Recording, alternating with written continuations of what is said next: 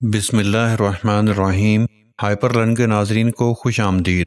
جب اس لڑکی کو مسلمانوں نے نبی آخر الزمان سرور کائنات حضرت محمد صلی اللہ علیہ وآلہ وسلم کی حدیث سنائی کہ میرے بعد کوئی نبی نہیں ہوگا، وہ لڑکی کہنے لگی محمد کی حدیث بالکل صحیح ہے، ان کے بعد کوئی مرد نبی نہیں آئے گا، لیکن میں عورت ہوں اور نبیاں ہوں۔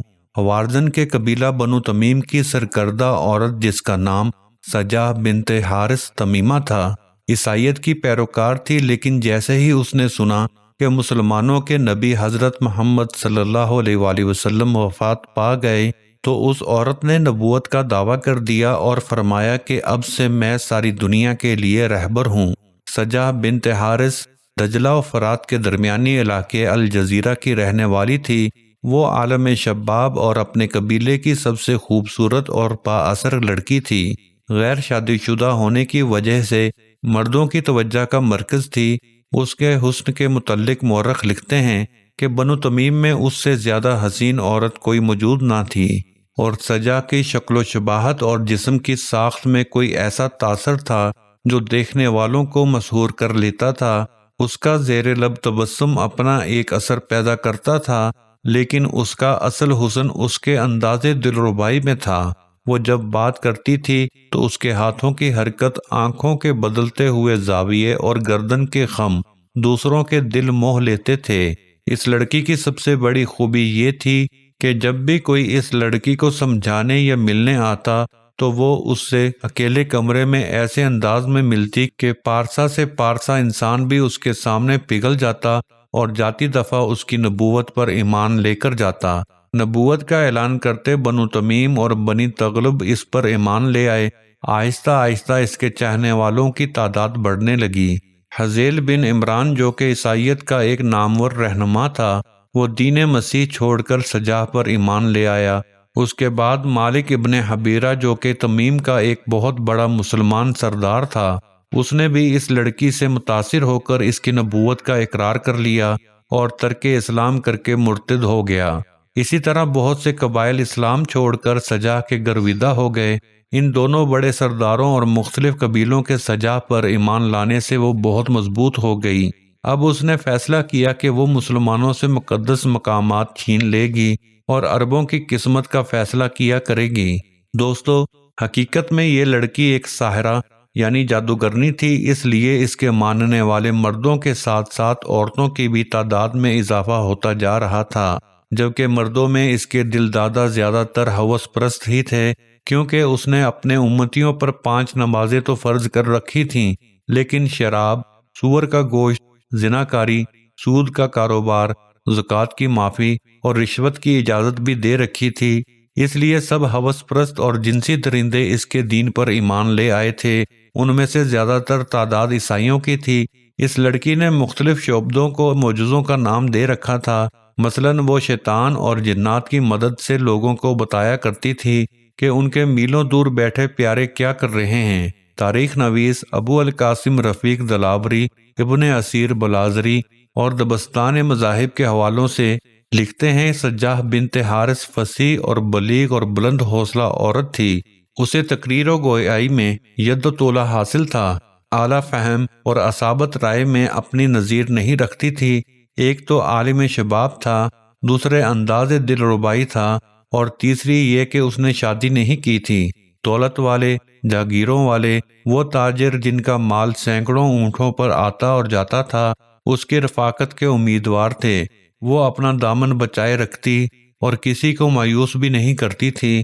ناظرین، یہ لڑکی کاہنہ تھی یا نہیں؟ البتہ اپنے ناز و انداز سے وہ جس طرح پتھروں کو بھی موم کر لیتی تھی، اس سے یہ یقینی تاثر ابھرتا تھا کہ وہ ساحرہ ہے، یعنی جادوگرنی ہے۔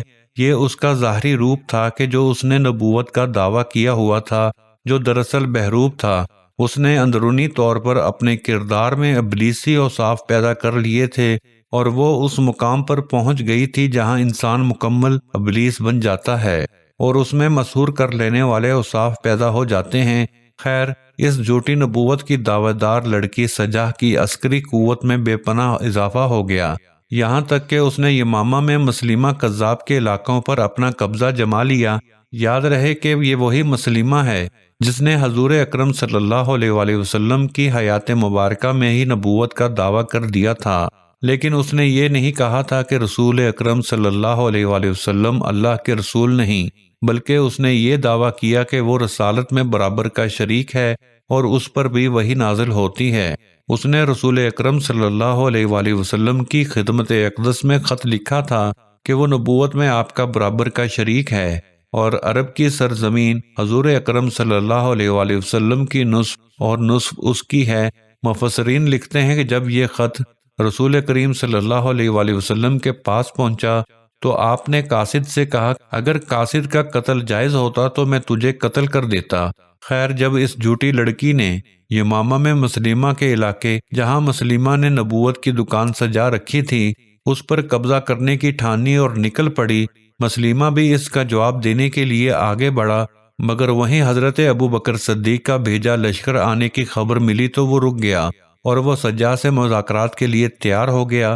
مسلمہ کذاب جو 100 سال کا تھا، اس جھوٹے نبی نے جھوٹی مدعیہ نبوت کی مقبولیت سے خائف ہو کر مبارکباد اور تحفے بھیجے اور ملاقات کی۔ جیسا کہ آپ کو بتایا جا چکا ہے کہ یہ لڑکی ساحرہ تھی اور اس کا جادو مسلمہ پر بھی سر چڑھ کے بولا، وہ اس کے حسن کا دیوانہ ہو گیا۔ مورخ لکھتے ہیں کہ مسلمہ اور سجا 3 دن اور 3 راتیں خیمے سے باہر نہ نکلے۔ خیمے میں صرف کھانا اور شراب جاتی تھی۔ باہر کے لوگ پریشان ہوتے رہے کہ یہ کیا معاملہ ہے۔ آخر چوتھے روز وہ باہر نکلے۔ سجا کے چہرے پر شرم و ندامت کے تاثرات آ گئے۔ یہ اس وقت آئے جب اس نے اپنے مسلح آدمیوں کو دیکھا، وہ سر جھکائے ہوئے اپنے لشکر میں پہنچی۔ اسی خیمہ میں نبی اور نبیہ کا بلا گواہوں اور بلا مہر کے نکاح ہوا۔ قوم کے لوگوں نے پوچھا کیا ہوا؟ سجا نے کہا کہ میں نے مسلمہ سے صلح کر لی اور نکاح بھی کر لیا۔ لوگوں کو بہت ناگوار ہوا اور سجا کو لعنت و ملامت کی۔ قوم نے پوچھا کہ آخر مہر کیا مقرر ہوا؟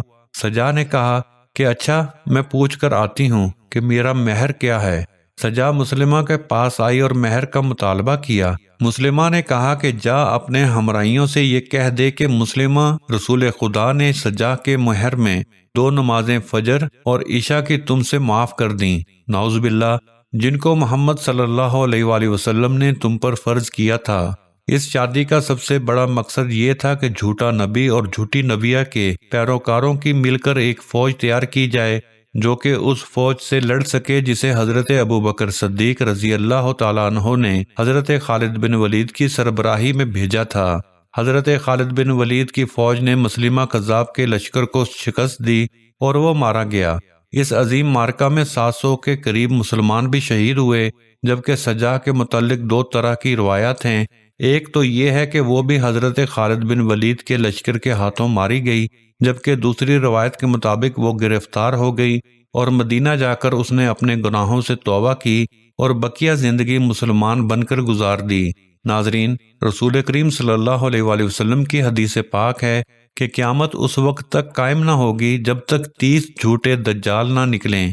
ان میں سے ہر ایک کو یہی گمان ہوگا کہ وہ اللہ کا رسول ہے، جبکہ ان میں سے 4 عورتیں ہوں گی۔ اللہ اکبر! آئیے ناظرین میرے ساتھ اس جملے کو پڑھیے، بے شک اللہ ایک ہے اور محمد صلی اللہ علیہ وآلہ وسلم اللہ پاک کے آخری نبی اور رسول ہیں۔ اے اللہ پاک، ہماری زندگی کو اسی عقیدے پر قائم رکھنا اور ہماری موت بھی اسی پر ہو، آمین یا رب العالمین۔ کمنٹ سیکشن میں آمین لکھنا مت بھولیے گا۔ امید کرتے ہیں کہ آپ کو ہماری یہ ویڈیو پسند آئی ہوگی۔ ملتے ہیں بہت جلد نئی ویڈیو میں۔ اپنا اور اپنے ساتھ والوں کا خیال رکھیے گا۔ اللہ حافظ۔